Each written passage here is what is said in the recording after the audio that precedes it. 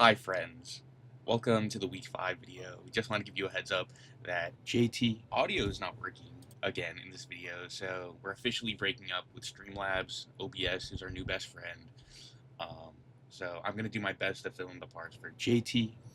I don't exactly remember what he was saying the whole time, but these things happen, so we're here to document the journey anyway. So thanks for the cooperation, thanks for your understanding and patience. Yeah, here's week 5. All right, hello, friends. We're back for week 5. Let's go. So, what's been going on with you this week, JT. How are you doing?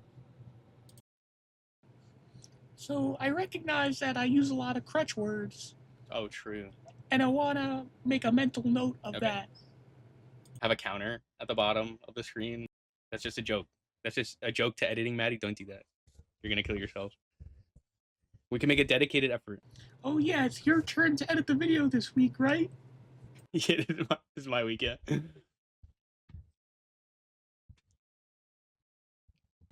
So I put out this month's video. Mhm. Well, actually it was last month's video, Wait, what? but I started planning this month's video. Okay, that's good. So I made a list of stuff that I can get done week to week, and that's hopefully that's going to good. keep me on track. Let's go.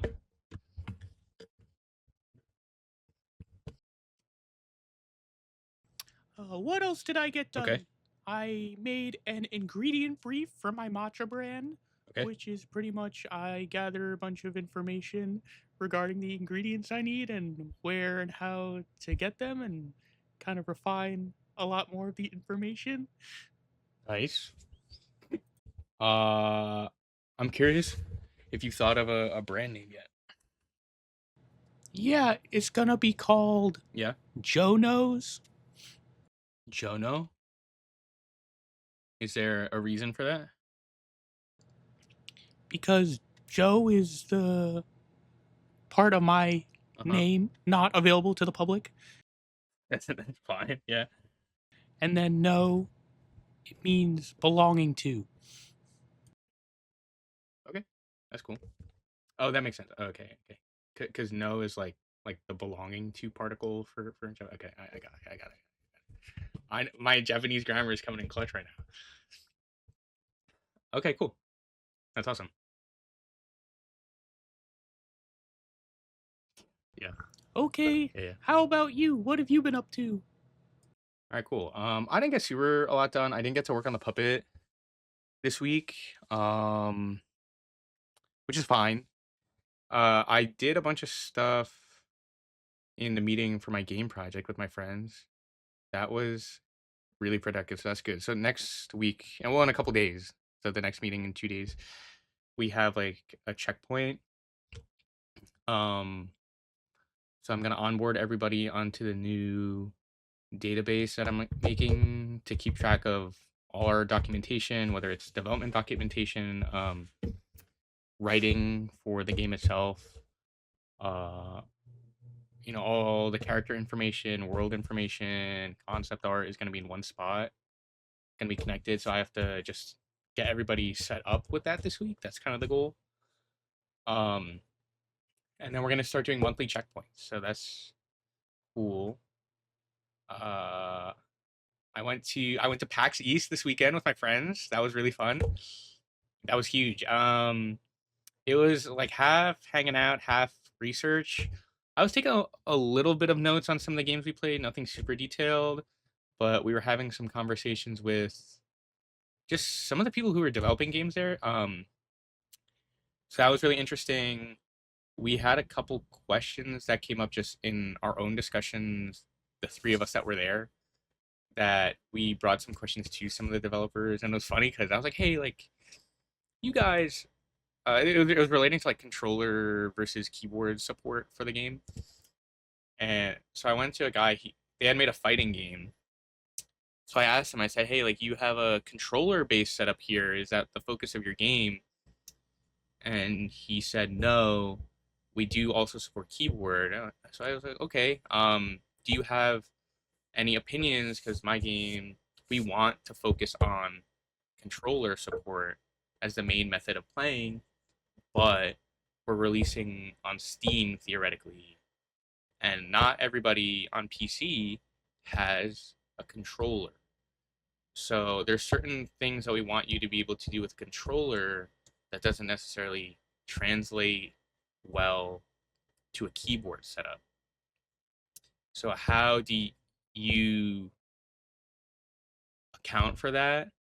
And I even prefaced it by saying, your game might be a little bit different because in a fighting game, all the inputs are just button presses, as in this button does this and this button does that. So when you translate it from controller to keyboard, it's kind of like a one-to-one situation.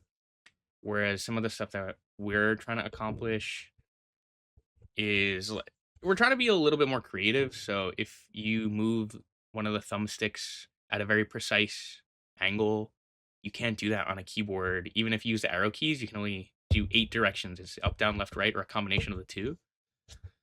And it was interesting because his response was, "Oh, that's really interesting. I honestly don't know how to address that." So we were chopping it up for a second, and we had to go, and he had to move on to talking to other people.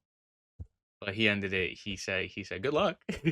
So I'm glad that we're having these thoughts and these conversations just to kind of process it because we're gonna have to figure something out at some point. Um, but it was funny. It was funny. So I'm glad that we're having these thoughts. So yeah, we are having some good discussions on what we can do with the game or how we want to move forward. It was nice to talk to the guys because we're just talking about everybody's level of investment. I'm not worried that anybody's not invested, but again, it's like a side project. I want to be fun. Um, but everybody is pretty game to keep going, and we were talking about like working on some side projects maybe if we have the time because uh like packaging and releasing a game is a whole different beast, and we're not going to be able to do that until the very end of the project. So if we work on something small that's more manageable and still fun, just so we could get something out there and see how it goes, I think that would be a good exercise for us. And also take a step back, learn a couple new things by working on something else, like let our brains flex in different ways, and also just learn different pipelines, different workflows, and bring that knowledge of what we could do or what maybe we shouldn't do to the main project. So that was kind of the discussions that we were having. But honestly, I was just glad that I was having fun with some of the boys for the weekend. So it was really nice. Um, yeah. So it was good. I didn't get super a lot done in a literal sense this week on what I usually try to get done, but in terms of uh, not in terms of, but just in other ways, I still feel pretty accomplished. So that was cool. Um, yeah. That's cool. Do you think that's something you'd want to do yourself one day? Yeah. I really hope one day we can show our stuff at PAX. Going to or a similar convention. Going to conventions is kind of a money sink based on the research I've been doing, but it's a good way to get feedback, just to get people to see it. Um, Going to those conventions doesn't really translate into sales. If anything, it translates into wish lists for the game, which is pretty important. But the amount of money you spend probably for the wish lists you get is pretty low. So it's really just to I would want to go to just talk to people and share our game and like have conversations and get some hands-on experience and maybe some feedback. But also, since everybody's so spread out, it might be fun to get everybody in one spot just to kind of celebrate what we've been doing. So I think that'd be a good way to think about it. That's cool. I'm wondering, what do you find the most fun or interesting about Hmm. going to conventions like this?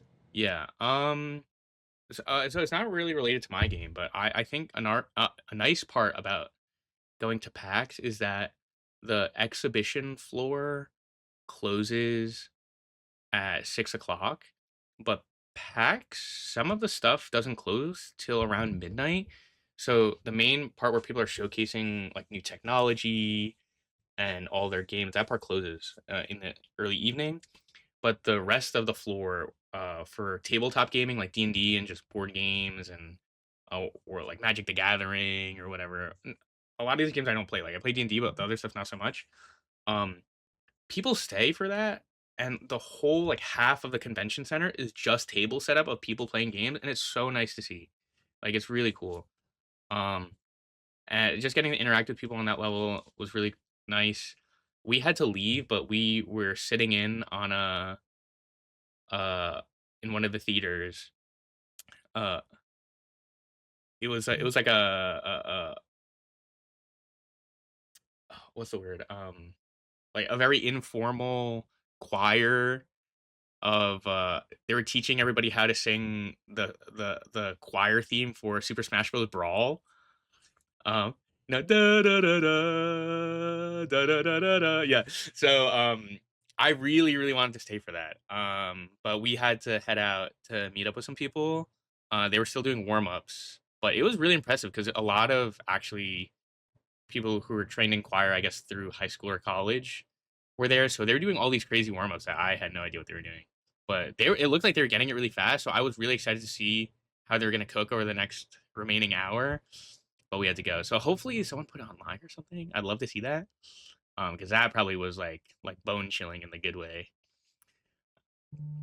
So I really like I admire PAX because it is half exhibition, but the other half is really just a celebration of gaming and stuff. And I was telling my friends, and also like after I got back, I was telling my parents, um, it's awesome because like these are the people that like I kind of relate to the most.